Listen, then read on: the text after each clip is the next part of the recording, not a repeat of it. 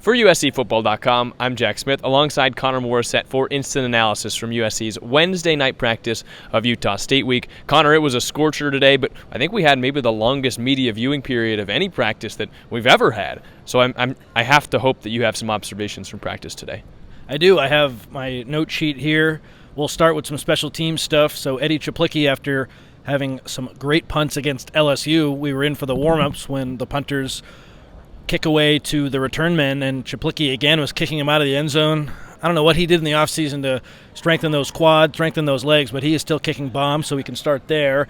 And then in the secondary position group, they were working to Carlos Nicholson, just a tough practice for him. USC, they had some walk-ons and some scout team players as ball carriers, and the defensive back would have to meet the ball carriers, and for whatever reason, Nicholson just couldn't get his angles right, and it led Doug Belk at one point to throw a football in frustration and make Nicholson do it again. So not the greatest practice for him. He played, I believe, 6 snaps against LSU, so he's on the fringe, I think, of carving out a role in this defense for D'Anton Lynn. Based on what we saw, I don't think he helped his case today. Anthony Beavers played a lot at linebacker. He got in for 1 snap against LSU at linebacker. It looks to me, Jack, like if Kamari Ramsey and Akili Arnold are going to play as much as they did at safety, there's really not much room for Beavers, experienced guy who played a little bit last year. And I think linebacker might be his meal ticket, might be a way for him to get on the field, especially with Mason Cobb not practicing today. D'Anton Lynn, the defensive coordinator, was asked about that after practice today, said, I'll defer to Lincoln Riley on any injuries. So Cobb didn't practice today, and we heard Lynn talk about it, so we are allowed to discuss that. Maybe that leads to Beavers playing more, especially against Utah State. And then the last thing, true freshman Jide Abasiri, who dressed against LSU, didn't play, but he's the big defensive lineman. He kind of looks like Bear Alexander sometimes. He had a great rep against Bear Alexander where they met. It was one guy being the offensive lineman, and Abasiri was being the defensive lineman, and he hit Bear hard, and he looks good. I continue to be really impressed with him and wouldn't be surprised if he played a lot against Utah State. That was a lot, and it really was a long practice. Normally we're in there, and it feels like we're in there for about 4 minutes. Yeah. This time we got to see all the warm-ups, all the drills on multiple of the fields. So it was a good day, despite the fact that it got up to about 96 while we were out there. So it would have been a good day to have during a 75-degree day, but we're not complaining. It was good to see that much of practice. You mentioned we got to hear from D'Anton Lynn after practice, the defensive coordinator, talking for the first time since his debut, where he held LSU to 20 points. What stood out to you most about what D'Anton Lynn had to say? Well, for the second consecutive year, it looks like he's done a defensive turnaround at the school that he's at as a defensive coordinator. UCLA so good last season, and it's only one game, but USC holding LSU to only 20 points. I asked Lynn what makes him such an effective coach so fast, and he just said it's all about the players. He's very humble, gave credit to the players. I also asked him about Bear Alexander playing 29 snaps. A few other defensive linemen played more. Bear didn't start, and Lynn talked about how he really wants to rotate those guys in the middle, and Alexander, during some sub-packages when Lynn is in the middle of calling the game, he doesn't control who goes in and who goes out, so that might not have been his decision for Alexander not playing that much. I was just blown away, Jack, looking at how impactful Alexander was last season, how much the defense needed him, and now he makes 1 tackle against LSU, doesn't start, and the Trojans still win at the line of scrimmage and do an amazing job. So I think Alexander was challenged not only by the coaches but by his peers in this game against LSU, and I'm really excited to see how he responds. Remember in the offseason, Lincoln Riley said he wanted to see more from Alexander, and now that it's clear USC, I don't want to say they can win without him, that's not what I'm trying to say, but he doesn't need to have as big of a role as he did last year. That probably does light a fire from under him, and I'm excited to see what he can do against Utah State. In terms of the rotation, too, he was asked about Elijah Hughes not playing against LSU, mentioned that while they do want to rotate guys in and out, at some point you can't play everybody, so he didn't specifically say why Elijah Hughes didn't make the cut of the guys that we're going to see that rotation, but I did think it was interesting to see that Elijah Hughes didn't get a snap, and he didn't come out with a specific reason as to why Hughes didn't make it in. I just think they have a lot of good players in the middle. Clifton, I did the Pro Football Focus grade reports today, and he had 3 defensive stops, which means the defense wins on a specific tackle, and Clifton having 3 of those was impressive, and Gavin Meyer had a solid game, and even we see guys like Braylon Shelby, who is an edge rusher, lining up in the middle. Anthony Lucas lined up in the middle sometimes. Kobe Pepe was in there. I just got to say, I was so wrong about that defensive line. I didn't think they had enough talent, and in game 1, they won at the line of scrimmage against an LSU offensive line that's probably going to be the best that USC will play this season. So credit to Lynn, credit to Riley for getting everyone to bulk up. And it's amazing what a new group of coaches can do for a team. Eric Gentry was asked why they're better about stopping the run this year, and he just said the coaches. I didn't think that the USC defense could be this good this fast. And after one game, again, you can't take too much away, but you can take a lot after what we saw last season. I'm just blown away, especially with the defensive line.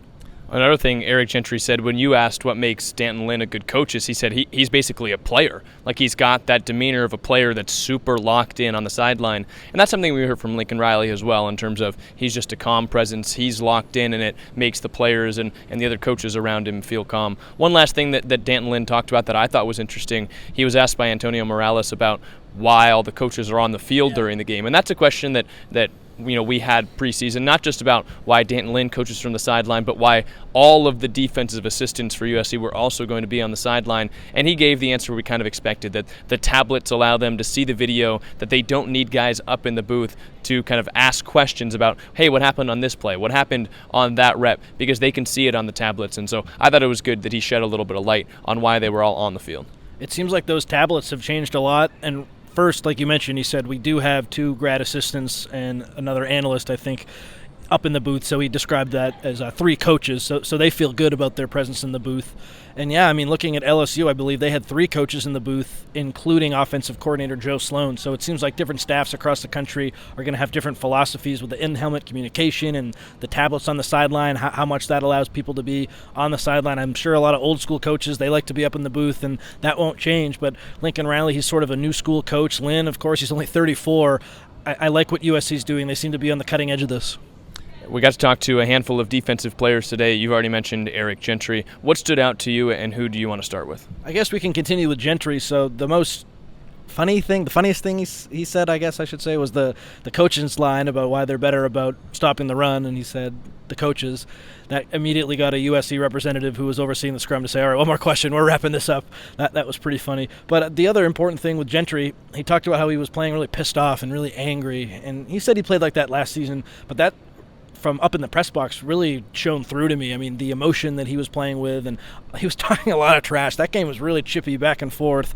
And Gentry, he only played the 29 defensive snaps, but I believe he made 7 tackles, and he led USC with 4 defensive stops. He was everywhere in this game. So if Cobb can't go for an extended amount of time, I feel like if you're a USC fan, yeah, that's a big blow. Cobb had a great game against LSU, but Eric Gentry, what he did against LSU, that has to make you feel really good. He loves Matt Entz. He loves D'Anton Lynn. He loves being at USC. He seems to be in a really good spot, and his interviews, I always love watching because he keeps it real. Even though if his responses are kind of short, he's always entertaining, and I like talking to him. Yeah, that was in response to me asking when he noticed that the physical and strength improvements that they had made were paying off, and he's like, yeah, I didn't really realize it during the game. It was just when it was on film, I was just playing pretty pissed off during the game, so I didn't have my focus and stuff like that. And that's just, I think that is showing that he keeps it genuine, he keeps it real, and he's not willing to. Or he's willing to just say what's on his mind, and I think he does that a lot of the time. And it leads to some great one-liners. I mean, just straight up saying the coaches, that is true, but I think USC would have wanted him to say that in a different way. Yeah, but hey, that's Eric Gentry. He's going to keep it real. I also spoke with Akili Arnold, the safety for USC, asked him about the touchdown that for LSU, Kyron Lacey, where it looked like he was in a good position and he wasn't able to make the play. And he just talked about how, hey, I made a mistake, hand up, that was on me, next play. He talked a lot about how Easton, his brother, after the game, the linebacker, they had a nice moment, and how it feels so good to be at USC, and they'd never really beaten a team like an LSU before in their careers at Oregon State, so that was a big step for them, and that felt amazing. He also shed more light on the recruiting visit that Lincoln Riley took when he was recruiting Easton and Akili out of the portal when they were up at Oregon State. Riley, in a driving rainstorm on a Sunday night, flew up to Corvallis to meet with them, ended up staying a little bit longer than he usually would for a recruiting visit, and Arnold just talked about how in Corvallis, it's not like LA, they don't have nice apartments. It was a college apartment, and Riley was in there, and it was sort of surreal to be there with Lincoln Riley, and it lasted longer, the visit, 2 hours, than most of these visits, and I don't think they were ready to commit after that, but they certainly had a really good inkling that USC was the place they wanted to be. Eventually they take a recruiting visit to campus, and that's when they sealed the deal. It was funny to hear him talk a little bit more about that visit. You can check out that full conversation from Akili Arnold on our YouTube page. page. I highly recommend it. It's always funny, Jack, to imagine Riley go recruit these kids, fly in the private jet, and then then he has to just be one of the guys. So it was funny to hear Akili Arnold shed more light on that. He walks in, there's just a beer sign on the wall, there's red Solo cups, and I always think that's a pretty funny visual, is just to imagine, one of the top and highest paid coaches in college football going to these shoddy college apartments and trying to recruit these kids, because, they do matter so much, and the portal has opened up such big possibilities to these coaches to turn around programs, and it seems as if so far USC has made some hits in the transfer portal over the last couple of years, but specifically this past year, even though it's only been one game. One player we also got to talk to, which I had a good time talking to, was Devan Thompkins. I want to say it's his first time talking to the media since arriving at USC. Was a guy that barely played football in high school. I believe he said just one game. It didn't take long for the scholarship offers to start coming. USC got in contact with him. Couldn't remember the coach that started recruiting him, but he showed up. He was going to be a project, and he played over, I believe it was 15 snaps the other day, despite the fact he'd only played in 3 games the last 2 years. He's a redshirt sophomore now. He grew 30 pounds over the offseason, and he said it was a little bit surreal to see everything and all the hard work had paid off from what Lincoln Riley said was in the plans in store for him in the future, what Eric Henderson said when he showed up, and he said that specifically when Eric Henderson showed up is when he started to see things really change for himself, and almost like it was a new window of opportunity for him on the defensive line. What did you see from Devan Thompkins this past week? Yeah, he wasn't at USC's Media Day, which was over here in Heritage Hall, which makes you think, okay, how big of a role is he going to play if they have a million guys talk to the media before the season and Thompkins isn't one of them? But then we slowly started to hear, hey, this is a guy who's going to factor in, this is a guy who's going to play, and the versatility that he brings, I think, is the reason why he saw the 16 snaps on defense that he did. He can line up on the edge. He can play in the middle. He's not as talented yet as Anthony Lucas, but he has that similar body type where those are just two behemoths, and you line them up on the edge, it's a problem for the tackle, but they can also be on the inside and do well against a bigger guard. So I think D'Anton Lynn coming here, that was really big for Devan Thompkins. You mentioned Eric Henderson. That helped as well, it sounds like. But the versatility that he brings is really huge, and I think that's why he sort of leapfrog a player like Elijah Hughes, who you kind of pigeonhole into the middle. The versatility that Thompkins brings is so unique. Braylon Shelby can do both. Lucas can do both. We saw last year at UCLA all those defensive linemen lined up all over the place. If you can be an edge guy and be in the middle, and you're playing for D'Anton Lynn, you're going to get on the field, and that's what we saw with Thompkins against LSU. He shook everybody in the media's hand, too, and that's when I realized just how big his hands and arms were. I looked down at my hand after, and I was like, I didn't realize my hands were this small compared to somebody like that, because he did bulk up, and he mentioned 1,400 pounds the team gained. He was the biggest gainer out of everybody when we did that article, and you can really tell it in his body. I mean, just standing that close to him, you could just tell how big he has gotten. I'm sure that the weights are a little different, but officially he was listed last fall at 250, I believe, and now he's up to 280, or maybe it was 255 and 285. The 30 pounds, no one else got to 30 pounds officially, and that just goes to show how hard he worked. I'm sure some other guys gained a similar amount or maybe even more, and their weights were just taken at a different time, but officially on the USC roster, comparing last year to this year, Thompkins was the biggest gainer, which here is good in life. I don't know if you want to be the biggest gainer, but gains 30 pounds, and he's playing against LSU. He was a project, and Lincoln Riley, he talks all about how we want to be a developmental program. If Thompkins continues to play a lot, look no further than the USC staff developing him, because he was a guy, like you said, Jack, didn't play a lot of football in high school. Now he's in his third year in the program. If you want to be a developmental program, he's kind of the perfect example of that. You got to learn in those first 2 years, but year 3, you're ready, and he looks ready.